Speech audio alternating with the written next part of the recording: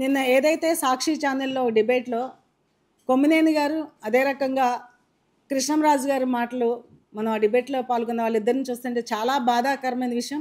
ఎందుకంటే అమరావతి దేవతల రాజధాని అని చంద్రబాబు నాయుడు గారు చేసిన వ్యాఖ్యల మీద వాళ్ళు కామెంట్స్ చేయడం చాలా బాధాకరంగా ఉంది. అమరావతి వేశ్యల రాజధాని అని చెప్పడానికి మాకైతే ఆ పదం వినటానికి కూడా చాలా బాధగా అనిపిస్తుంది. ఎందుకంటే అమరావతి రైతులు వాళ్ళ ఏదైతే తాతల దగ్గర నుంచి తండ్రుల దగ్గర నుంచి వచ్చిన ఆస్తులను కూడా వాళ్ళు మన రాజధాని కోసం ఇవ్వటం జరిగింది. అలాంటి అమరావతి రైతులు కంట తడి పెట్టించే విధంగా గత 5 సంవత్సరాల్లో వారిని ఇష్టం వచ్చినట్టు మాట్లాడతాం, వాళ్ళ లాటరీలతో కొడతాం చూసాం.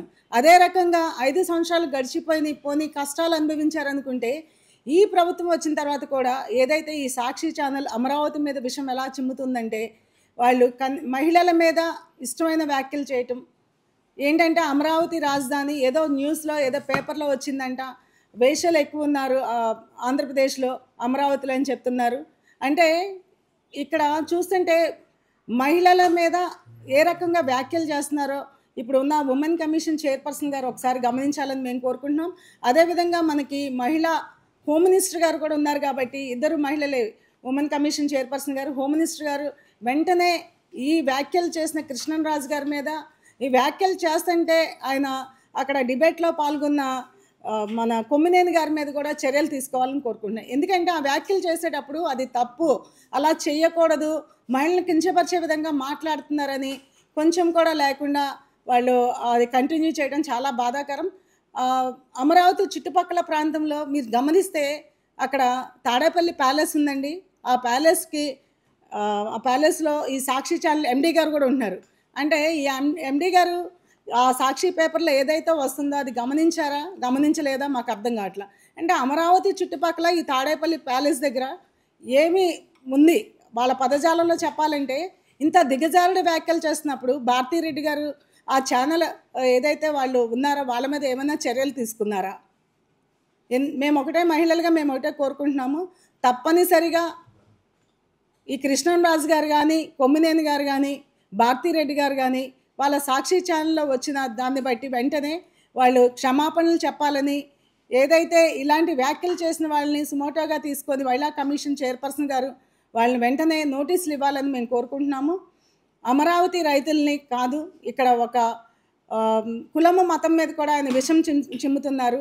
దేవతల రాజధాని అని ఈ కృష్ణంరాజు గారు చంద్రబాబు నాయుడు గారిని మాటలు ఆయన అక్కడ ఏ దేవుళ్ళు ఉంటారు, హిందువులా, ముస్లింలా, క్రిస్టియన్సా అని చెప్పేసి అక్కడ కులాల మధ్య కూడా చిచ్చు పెడతానికి ఆయన మాటలు చాలా బాధాకరమైన విషయం. ఎందుకంటే వీళ్ళు కేవలము ప్రశాంత వాతావరణంలో అమరావతి రాజధానిలో చురుగ్గా పనులు జరుగుతుంటే అమరావతిని ఈ విధంగా తీసుకెళ్ళడం చాలా బాధాకరమైన విషయం. ప్రపంచ రాజధానిలో అమరావతిని గొప్పగా చూపించాలని చంద్రబాబు నాయుడు గారు, ప్రపంచంలోనే ఒక గొప్ప రాజధానిగా చూపించాలని చంద్రబాబు నాయుడు గారు కోరుకుంటుంటే ఇలాంటి పనికిమాలిన మాటలు మాట్లాడిన ఈ కృష్ణంరాజు గారిని మేము మహిళల తరపున ఒకటే చెప్తున్నాము, మీరు వెంటనే క్షమాపణలు మహిళలకి, అమరావతి మహిళలు కాదు మహిళా లోకానికి మొత్తానికి కూడా మీరు క్షమాపణలు చెప్పాలని మేము కోరుకుంటున్నాము. తప్పనిసరిగా వీరి మీద కేసును బుక్ చేసి వీళ్ళు వెంటనే అరెస్ట్ చేయాలని, ఇలాంటి వ్యాఖ్యలు చేసిన వాళ్ళని మేము సహించేది లేదు.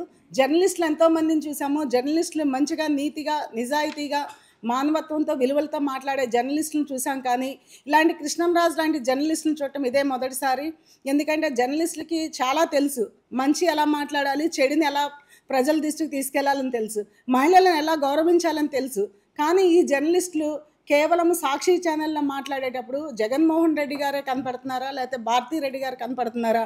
కేవలము వైఎస్ఆర్సీపీ ఛానల్ కాబట్టి అమరావతి మహిళలను కానీ ఇలా వ్యాఖ్యలు చేయడం చాలా బాధాకరమైన విషయం. కాబట్టి వెంటనే వీళ్ళకి శిక్షణ విధించాలని మేము కోరుకుంటున్నాం. చూసారు కదండి, మరి ఈ వీడియో కనుక మీకు నచ్చినట్లయితే ఒక లైక్ కొట్టేసి మీ అభిప్రాయాన్ని కూడా కామెంట్ బాక్స్లో తెలియజేస్తూ ఇలాంటి ఇంట్రెస్టింగ్ అప్డేట్స్ కోసం మా ఛానల్ని సబ్స్క్రైబ్ చేసుకోండి.